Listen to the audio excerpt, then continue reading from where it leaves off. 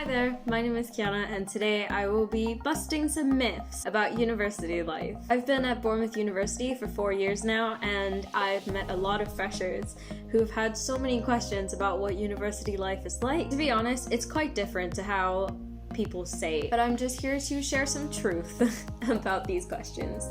So the first one, do you need to move away from home in order to go to university? The answer is no. If you live really close by, it can save you a lot of money if you just live at home and commute to university whenever you have classes.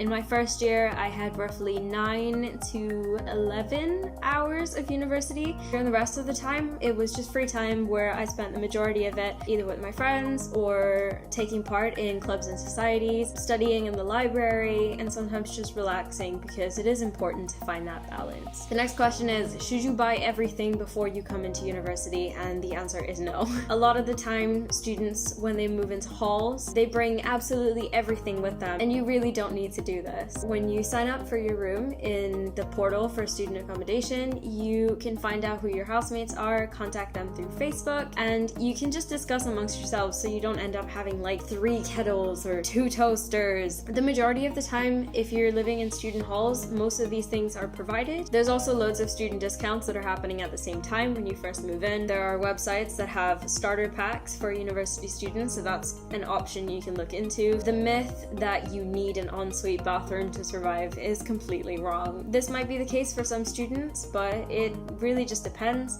In my first and second year, I had to share a bathroom, but honestly, you sort of just work around each other and you develop a bit of a routine, and as long as you decide who cleans and when, sharing a bathroom isn't really that bad. You just need to set down some ground rules, because I've had some really bad experiences in the past, which I'm not going to talk about, but yeah, you just need to establish some boundaries.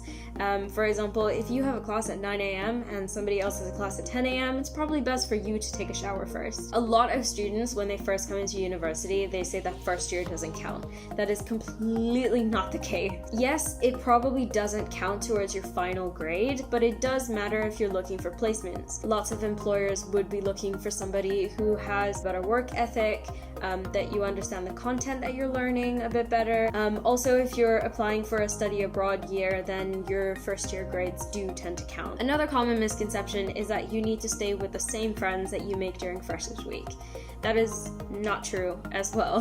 The majority of the time, yes, you will make loads of friends, but you can go throughout the rest of the year realizing that you may not have anything in common except when you had Freshers Week. And that's okay, because when you get to university and you're out of high school, you meet so many other people, and it's completely fine to branch out and be with the people that you enjoy spending time with and make you feel like you're really settled and are a great support system for you. The other question that kind of ties with this is, will you have any friends if you don't go clubbing?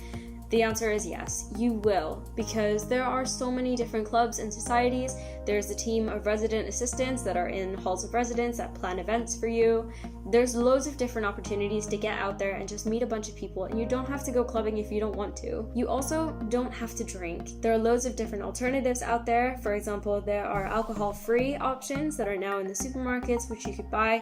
Another question people ask is, do you need to get a part-time job? The answer is it depends. I didn't have a part-time job in my first year, but I did in my second year, and this was mostly because I realized with the majority of my free time, I was spending it focusing so hard on my studies and socializing, but I realized that part-time jobs actually give you transferable skills that you can use throughout the rest of your degree. They also give you a really good balance, so you're not just focusing on studying all the time. It also gives you the opportunity to meet other people that are outside of your degree, and you start building a network, which is great, especially if you're planning on staying in Bournemouth for a while. The other thing is, students don't just live on pot noodles or beans on toast. There are loads of different supermarkets here in Bournemouth that offer really cheap vegetables and fruits. You can also bulk buy stuff so that you're spending less. And also, you have so much time between your lectures that you actually have the time to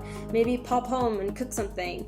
Or, as I've learned over the years, if you meal prep and you just prepare a bunch of food in advance and keep it in the fridge for like the next 3 days, you're set for meals, because it's super important to feed yourself well when you're studying. If you would like any other advice from Bournemouth University students, please do check out the blogs and vlogs on the website.